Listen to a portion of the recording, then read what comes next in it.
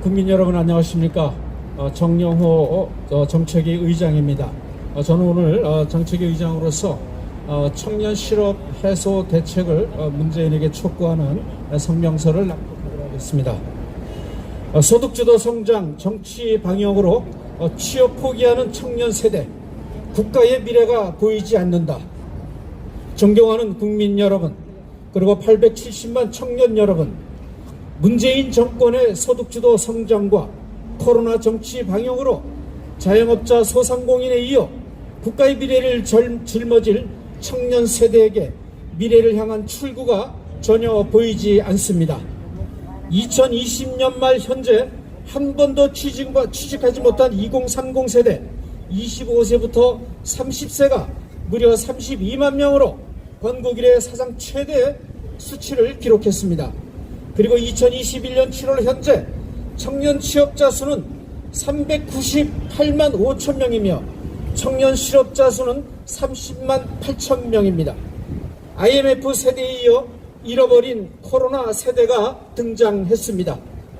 코로나 팬데믹이 주요 원인이지만 이런 현상은 이미 문재인 정권 출범 이후 소득주도 성장론과 최저임금제 등으로 기업 환경이 어려워지면서 나타났습니다.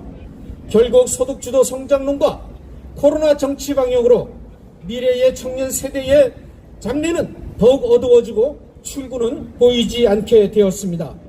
물론 최근 고용 동향 지표는 약간의 호전세를 보여주고 있지만 그러나 상대적으로 비정규직이 늘어났습니다. 통계청이 발표한 2021년 7월 고용 동향 결과를 살펴보면 청년층 고용률은 45.5%로 전년 동월 대비 2.8%포인트 상승했습니다. 청년 실업률은 역대 최악이었던 금년 2월 10.1%에서 지난 5월 9.8%로 그리고 지난 7월 7.2%로 완만한 상승세를 보여주었습니다. 하지만 지난 8월에 발표한 자료에 따르면 대기업도 코로나19 여파로 단시간 근로자와 간접 고용을 늘리면서 대기업 근로자 10명 중 4명이 비정규직인 것으로 조사되었습니다. 청년층 취업의 경우에도 취업자는 17만 9천 명 늘어났다고 하지만 이 가운데 임시직 근로자가 지난해 같은 기간보다 12만 5천 명 증가한 것으로 나타났습니다. 4월에 증가한 청년층 취업자 수의 대다수가 아르바이트나 단기 임시직이었다는 것을 의미하는 것으로서 안정적인 일자리와는 너무나도 거리가 먼 것입니다. 비정규직이 없는 사회를 만들겠다는 문재인의 공약은 이미 빈수레가 되어버렸습니다. 공정을 상실하고 불공정의 특권을 누렸던 문재인 정권 4년간 청년 세대는 미래에 대한 기대와 희망도 없이 취업을 포기하고 재교육 기회조차도 상실한 채 고통스러운 시간을 보내고 있습니다. 청년 세대가 취업을 포기하고 재교육조차도 받지 못하고 출구조차 보이지 않는 암울한 현실에 처해 있다면 이 나라의 미래도 희망이 없습니다. 청년들의 취업난이 지속되어 청년 세대가 기성세대가 되면 저출산, 비혼 등의 문제가 지속될 수 있고 이는 고령화를 더욱 가속화할 것으로 예상되며 우리 국가 미래 특히 인적 자원의 활용에 있어서는 결코 낙관적일 수가 없습니다.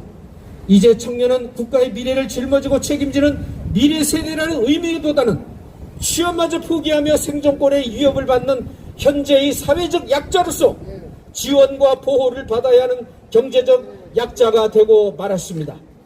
미래에 대한 무한한 가능성을 꿈꾸는 청년 세대가 아니라 이제는 취업 걱정, 결혼 걱정, 내 집 마련 걱정 등 우리 사회의 재반 모순을 가장 함축적으로 안고 짊어지며 살아가야 하는 슬픈 세대가 되고 말았습니다. 문재인 정권은 새해 예산을 604조로 발표했습니다. 이 가운데 청년 세대를 위한 예산이 20조 원입니다.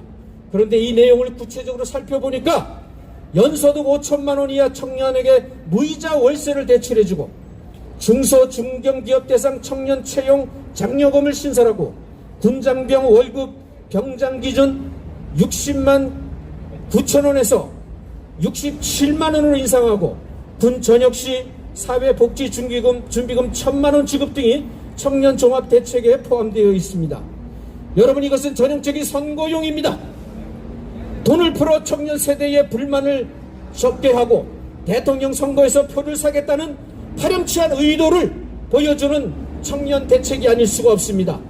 전셋값, 집값 폭등시켜놓고 대출마저 막아버리고 청년 세대의 불만을 잠식시키고자 청년에게 무이자 월세 지원한다는 것은 청년 세대에게 내 집 마련의 꿈을 완전히 포기하라는 잔인한 대책이 아닐 수 없습니다. 임대차 3법 시행 이후 임대차 거래 중 월세 비율은 2020년 7월 28.1%에서 2021년 7월 34.9%로 증가함으로 해서 역대 최고치를 기록하고 있습니다. 전세 대출을 막으면 월세는 오릅니다.